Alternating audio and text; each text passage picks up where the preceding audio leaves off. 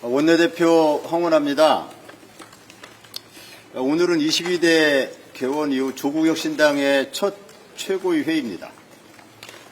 총선에서 약 25%의 득표율을 기록한 원내 제3당이 민의의 전당인 국회에서 적정 사무공간을 확보하지 못해서 회의실이 아닌 로텐도홀에서 회의를 하게 된 것에 대해서 매우 강력한 유감을 표명합니다.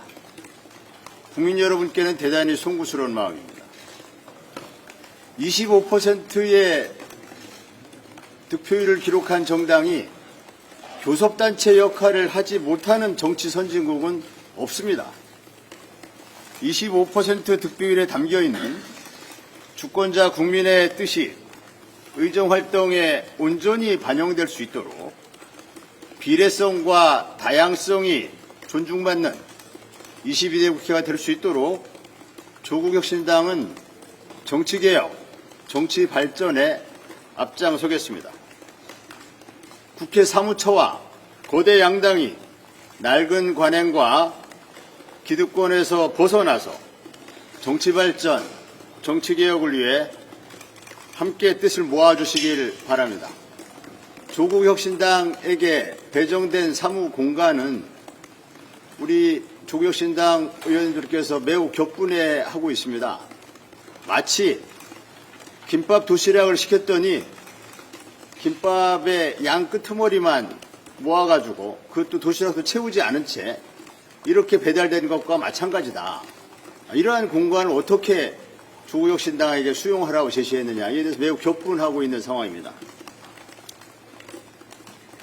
다시 한번 말씀드리지만 국회 사무처 그리고 거대 양당이 낡은 관행, 기득권에서 벗어나서 조속히 사무공간 재배정을 해주기를 강력하게 요구합니다. 최혜병 순직사고 수사 외압 사건이 임성근 게이트로 번져나가고 있습니다. 대통령이 경무했다는 7월 31일 이종섭 장관은 대통령실로부터 전화를 받고 김계환 해병대 사령관에게 전화해서 경찰 이첩 보류 지시, 언론 브리핑 취소 지시를 합니다. 여기까지는 1차 수사 외압입니다. 문제는 그 다음부터인데요. 여기서부터 임성근 게이트의 꼬리가 드러나기 시작합니다. 이 장관은 굳이 몇 분 뒤에 김 사령관에게 다시 전화해서 임 사단장을 정상 출근하게 하라. 임 사단장은 사실 그때 직무 배제되고 전역을 준비하고 있었던 상황입니다. 우즈벡 해외 출장이 임박한 시점에서도 급히 진행된 현안에 의해서 장관은 임 전 사단장을 챙깁니다. 정종범 해병대 부사령관은 국방부 박 보좌관으로부터 1사단장에 대해서 내일부터 정상 출근이라는 전화를 또 받습니다. 윤 대통령이 개인 전화로 이 장관과 통화한 8월 2일 날 박 부장관은 김 사령관에게 1사단장은 직무 수행 중이지요 라는 텔레그램 메시지를 보냅니다. 이 장관이 대통령실에서 온 전화를 받거나 대통령과 통화한 다음에는 항상 임성근 사단장을 특별히 챙깁니다. 공수처는 올 1월 임 사단장의 휴대전화를 확보한 것으로 알려지고 있습니다. 공수처는 이 장관이 임성근 사단장을 왜 그렇게 살뜰히 챙겼는지, 그 이유가 무엇인지 이걸 밝혀야 합니다. 임성근 사단장 휴대전화에 그 1차 답이 있을 겁니다. 임성근 사단장과 연결된 사람이 누구냐에 따라서 임성근 게이트는 박근혜 최순실 게이트처럼 누군가의 이름이 더 붙을 수 있습니다. 공수처가 이왕 수사를 시작했으니 용기 100배하고 힘을 내기 바랍니다. 북한은 지난주에 단거리 탄도미사일을 무더기로 발사했습니다. 서해 북방 한계선 일대 GPS 전파규란 공격을 감행했고 주말까지 900여 개에 달하는 오물 풍선을 날렸습니다. 연쇄 도발입니다. 북한 도발이 심상치 않은 이때 철통 같은 경계태세를 갖춰야 하는 군에서 일주일 내 무려 4건의 사망사고가 발생했습니다. 자식을 군대에 보낸 부모들은 자식의 안전을 빌며 애를 태우고 있고 국민은 군에 대한 신뢰를 잃어가고 있습니다. 도대체 우리 군에 무슨 일이 일어나고 있는 겁니까? 국민의 생명과 안전을 지켜야 하는 정부는 왜 어디에서도 보이지 않는 겁니까? 몰상식한 명령으로 부하를 죽음으로 몰아놓고도 무책임으로 일관하는 지휘관, 이를 비호하는 군 통수권자, 거짓말 해서라도 군 통수권자를 보호하려고 하는 국방장관, 국민이 우리 군을 믿을 수 있겠습니까? 이런 지휘부 아래 우리 군의 사기가 유지되겠습니까? 국방, 안보 공백, 그리고 국민 안전 위협으로 이어지고 있는 건 아닙니까? 대통령이 군을 망가뜨리고 있는 건 아닌지 국민의 우려가 매우 높습니다. 역사상 해병대와 싸우려 드는 보수 정권은 없었습니다. 더 이상의 안보 공백은 없어야 합니다. 국민이 불안에 떨지 않도록 바닥에 떨어진 군의 자긍심, 사기를 회복시켜야 합니다. 윤 대통령이 외치던 강한 국군, 튼튼한 안보에 대한 믿음을 갖게 하려면 지금이라도 최혜병 특검법 수용을 통해서 철저한 진상규명에 협조해야 합니다. 토요일 대통령실 앞에서 개최된 조국혁신당 집회에 참석한 해병대 전우는 이렇게 외쳤습니다. 우리나라 군은 윤석열의 군이 아니다. 우리나라 국군은 국민의 국군이다. 이상입니다.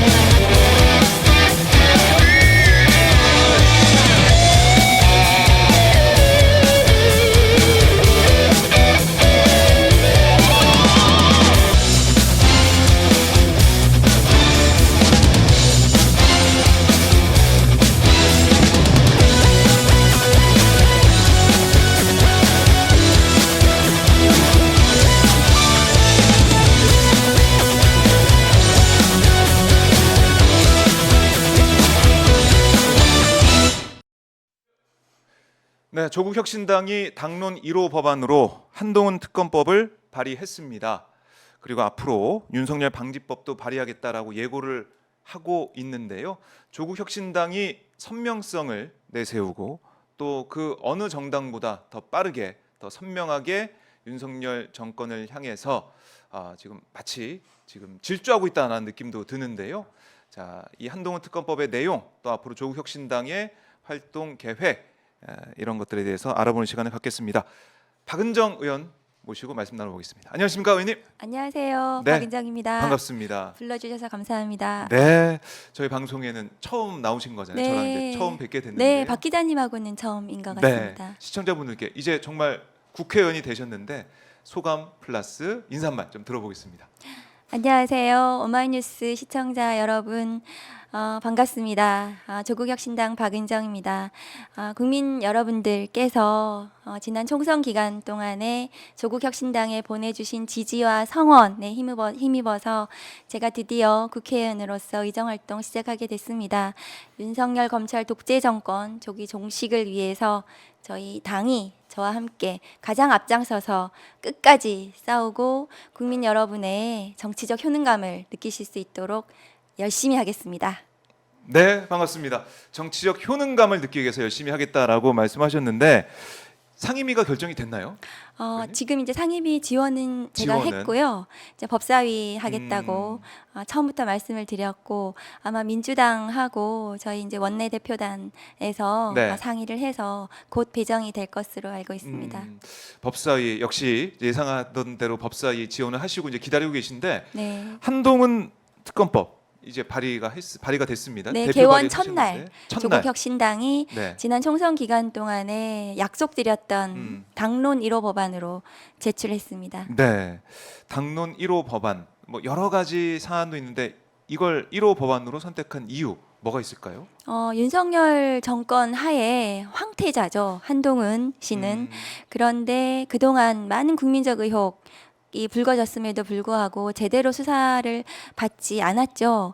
그래서 심지어 뭐 경찰에서는 네. 불송치 무혐의로 봐주기에 처분을 했다는 비난도 있었고요. 있었죠. 그래서 한동훈에 대해서 제기된 여러 가지 비위 의혹들, 가족 비위 의혹 등을 포함해서 그것을 국민들께 의혹을 진상 규명하는 것이 공정과 법치에 맞다고 생각을 하고 네. 국민 여러분들께 저희가 약속을 드렸고 우리 당에 보내주신 690만 국민들께서 그 부분도 지지하셨기 때문에 네. 저희는 그 약속을 지켜드린 거죠. 약속을 지킨다. 그러니까 이 특검법 내용 저도 이제 보도된 내용이나 이런 걸 좀 봤었는데 여러 가지 사안들이 들어가 있더라고요. 저는 이제 수사 대상을 5가지 정도로 네. 했습니다. 그 설명을 조금 네, 간단하게 설명 한번 드리면 해주시죠. 첫 번째가 고발 사주 총선 개입 의혹 손준성 검사가 실형 선고를 받은 그 사건 관련해서 한동훈 당시 검사장이 연루되었다는 의혹. 네. 두 번째로 윤석열 전 검찰총장 징계 취소 소송 항소심에서 1심에서 승소한 변호인들을 정당한 이유 없이 해임하고 그다음에 그 재판을 제대로 수행하지 않아서 재판부가 질책을 할 정도로 뭐 패소할 결심이다 이런 언론의 비판도 받고 그와 관련된 직무유기 등의 의혹이 있겠죠. 네. 세 번째는 이재명 민주당 대표의 그 체포동의안 설명을 할 때 어떤 법무부 장관도 국회에 나와서 그토록 확정적이고 구체적으로 마치 범죄가 확정적으로 있는 것처럼 너무나 오랫동안 구체적인 사실들을 설명을 한 부분에 대해서 민주당 의원들로부터 항의를 받았잖아요. 그 피의 사실 공표와 공무상 비밀 누설 혐의에 대해서 그다음에 네 번째는 지금 이제 아까 말씀드렸던 자녀의 논문 대필 등 의혹, 가족 비위 관련해서 뭐 봉사 시간도 부풀리고 뭐 이랬던 부분에 대해서 네. 경찰에서 제대로 수사하지 않았던 부분.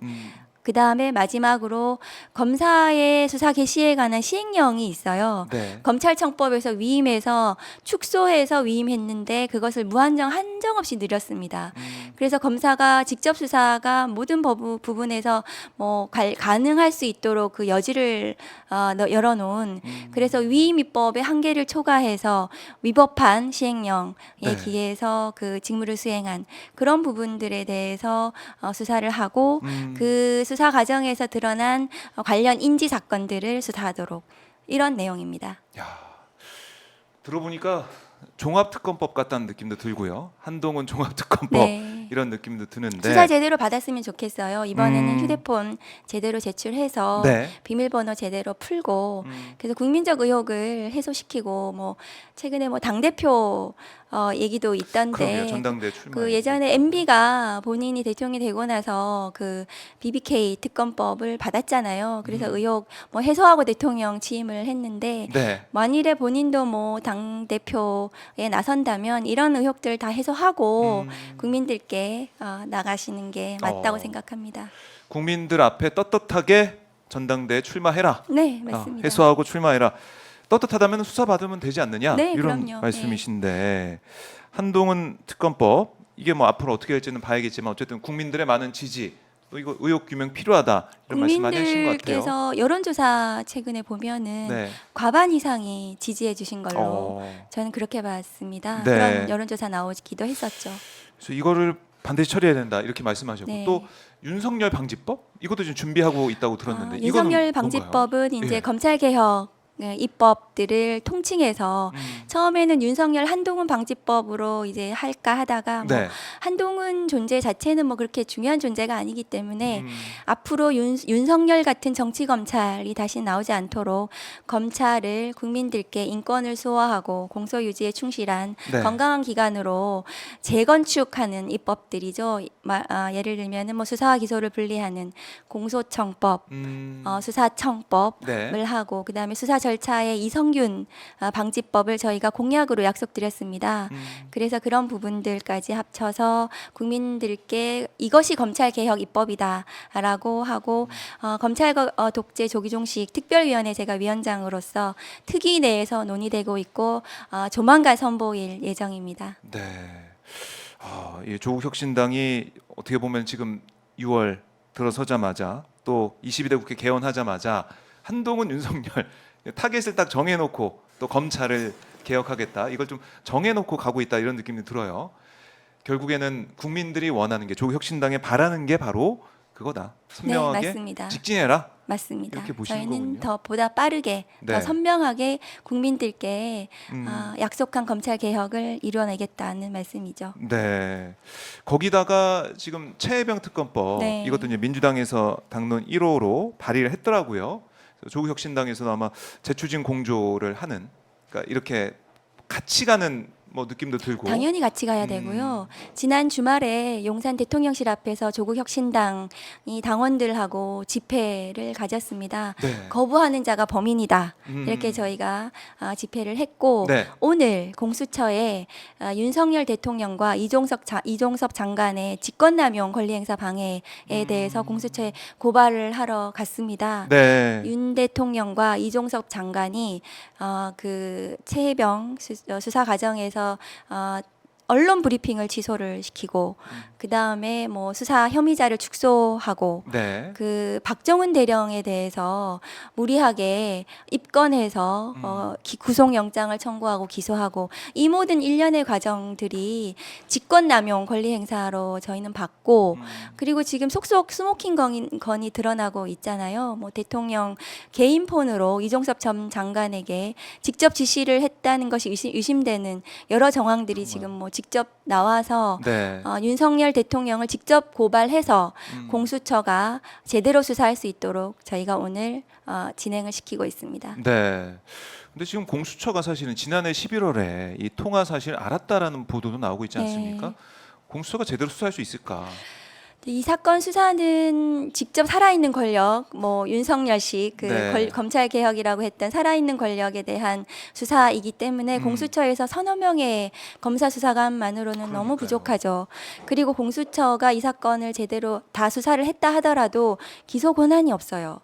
공수처는 판사와 검사, 고위 경찰에 대한 기소 권한만 가지고 있기 때문에 네. 이것을 서울중앙지검으로 사건을 넘겨야 돼요.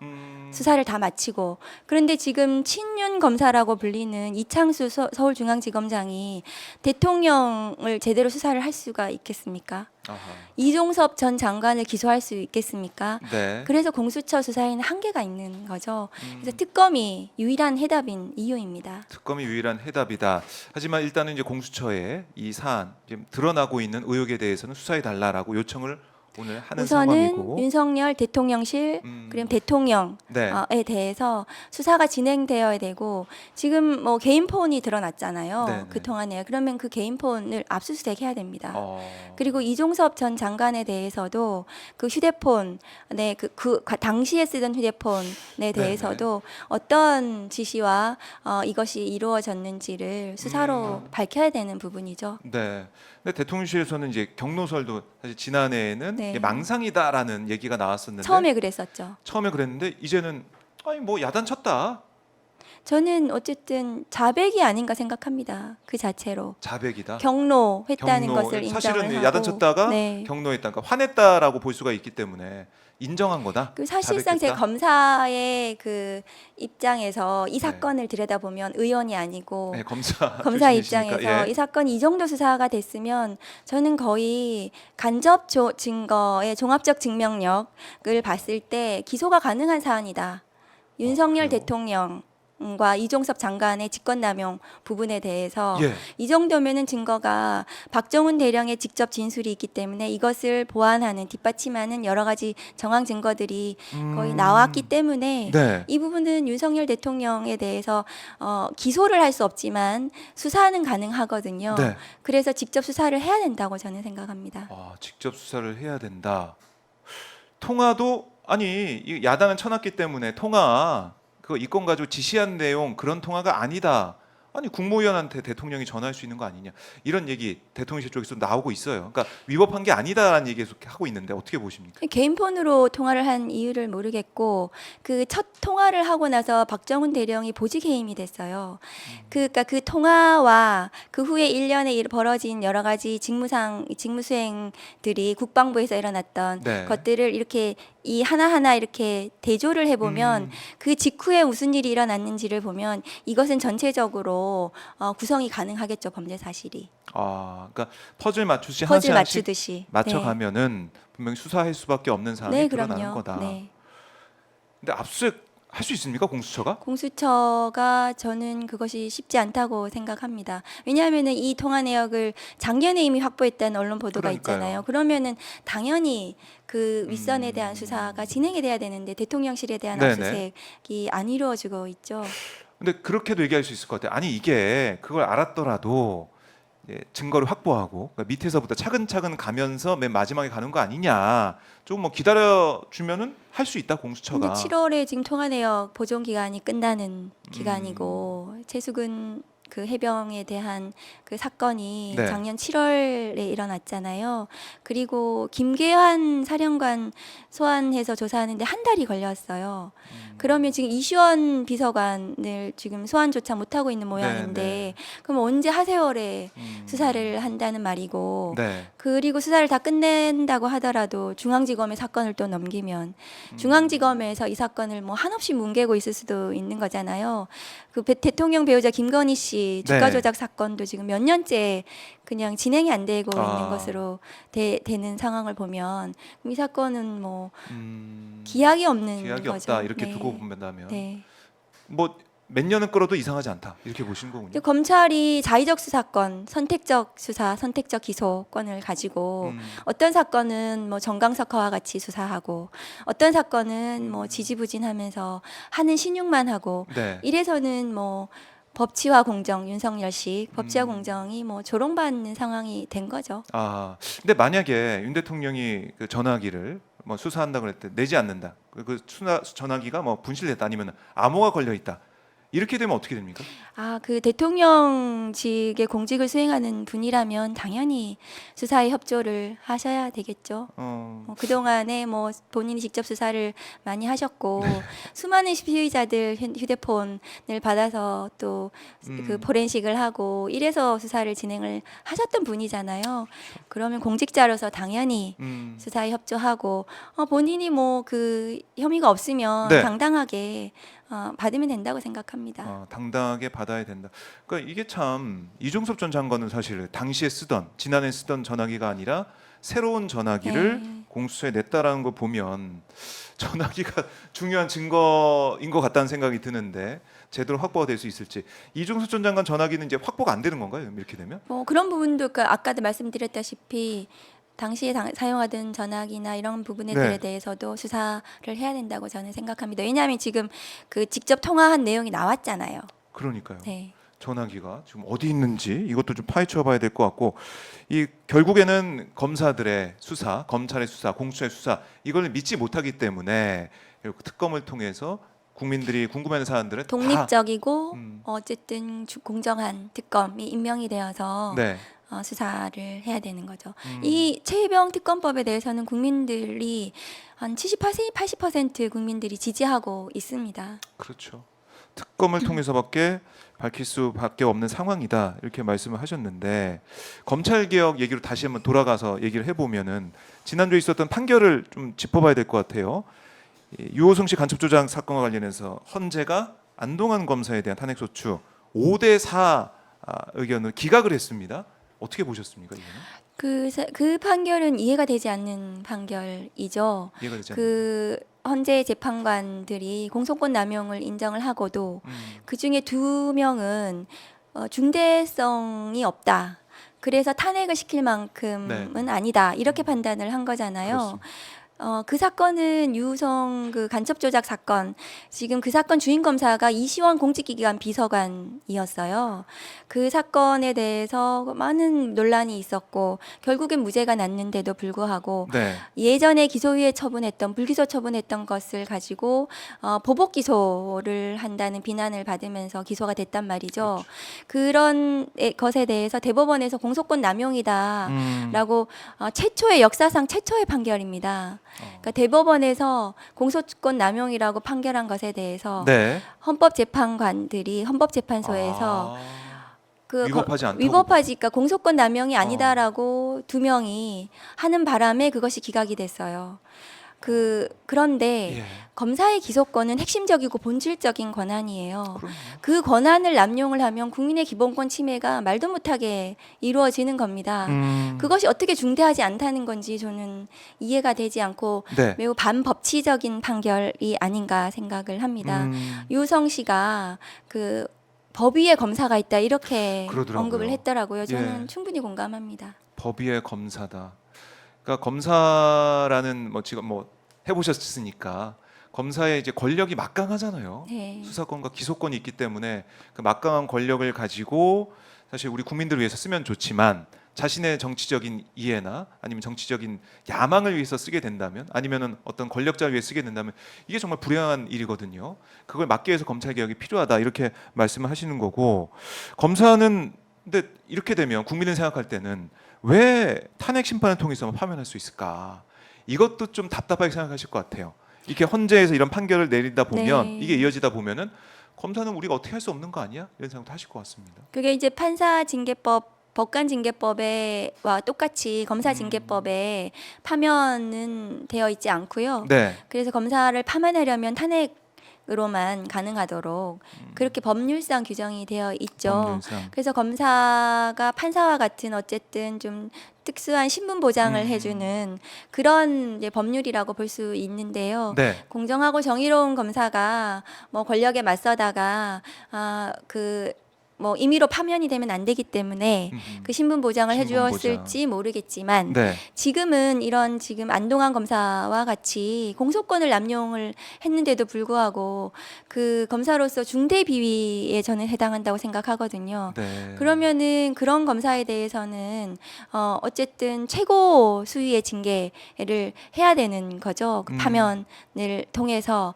그러니까 그것이 악용되고 있는 거죠. 신분 보장을 해준다는 이유로 탄핵으로만 검사를 파면할 수 있도록 하는 것은 네. 지금의 윤석열 검찰 정권 하에서는 검사들의 어쨌든 특권을 인정해주는 이런 형식으로 악용되고 있다고 생각합니다. 그럼 이거를 바꿔내야 된다 이번에는. 그런 부분에 대해서도 네. 전반적으로 검토가 필요하겠죠. 이 검사의 신분 보장 그동안 중요하다라고 얘기했지만 지금 검찰의 모습, 검사들의 네. 모습이 과연 그런 보호막을 입을 자격이 있느냐 이렇게 지적을 맞습니다. 해 주신 것 같고 지금 이제 원내에 들어오셨지 않습니까? 네. 22대 국회에 들어오셨는데 바쁘시죠? 거의 몸이 10개라도. 네, 지금 이제 검찰 현안들이 많아서 예. 좀 바쁜 편입니다. 네. 근데 이렇게 특검 얘기도 많이 나오고 있고 또 22대 국회도 원구성 협상을 통해 가지고 민주당이 18개 상임위 다 가져올 수 있다. 총선 민심을 반영하겠다. 이렇게 얘기가 나오고 있는 이런 상황에서도 윤 대통령은 변화한 모습이 없는 것 같아요. 네. 훈련병 연결식 그 당일에도 맥주 파티를 열어 가지고 건배하고 이런 모습. 그리고 108석만 지키면 된다. 108석 똘똘 뭉치면 거부권 행사에서 그 폐기시키면 되는 거 아니냐 이런 생각을 좀 하고 있는 것 같은데 의원님 윤 대통령의 이런 모습 변함없는 모습 어떻게 보고 계십니까? 이제 예상 가능했던 모습들이고 그게 지금 대드덕으로 가고 있다고 생각을 하거든요. 근데 이 상황이 위기라는 것을 국민 모두가 알고 계시는데 네. 대통령 본인만 모르고 있다. 그렇게 생각하고 단합을 하자고 국민의힘 의원들한테 얘기를 했다는데 예.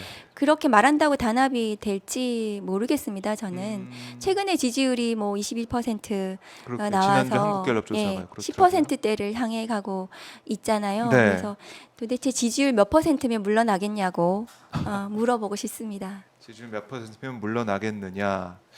그래요. 윤 대통령도 지금 사실은 여러 가지 의혹을 받고 있는 것이고 김건희 여사 같은 경우도 네. 여러 가지 의혹들이 뭐 풀린 게 하나도 없지 않습니까? 김건희 여사는 다시 공개 행보를 이어가고 있고 김건희 여사에 대한 이런 수사 이것도 전혀 글쎄요.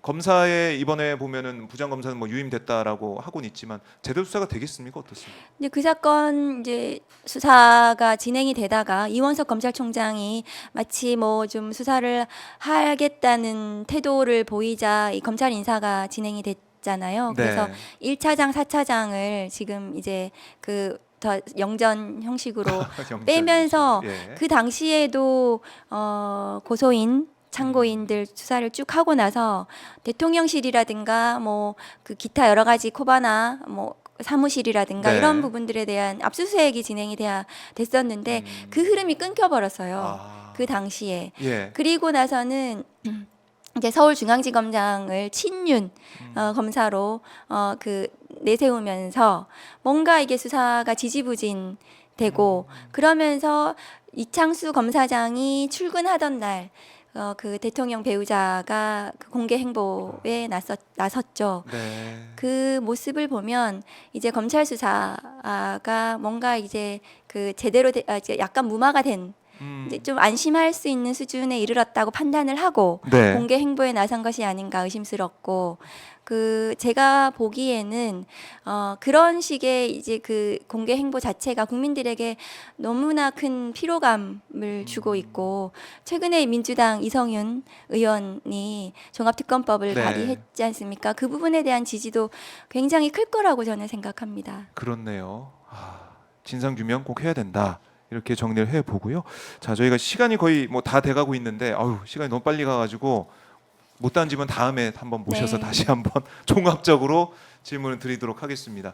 의원님 못다한 말씀이나 꼭 하고 싶은 말씀이 있다면 듣고 마무리하겠습니다. 그 22대 국회가 시작이 됐고 조국 혁신당이 세빙선이 출항을 했습니다. 네. 지켜봐 주시고 인간의 예의는 두려움에서 시작이 되고 정치인들을 믿지 마시고 항상 감시하시고 감독하시고 잘할 때는 칭찬해 주시고 못할 때는 꾸짖어 주시면서 저희들을 격려와 응원으로 지지해 주시면 조국 혁신당이 저희들을 지지하시는 국민들뿐만이 아니라 많은 국민들에게 다가가서 그 정치적 효능감에 부합할 수 있도록 열심히 하겠다는 약속을 드립니다.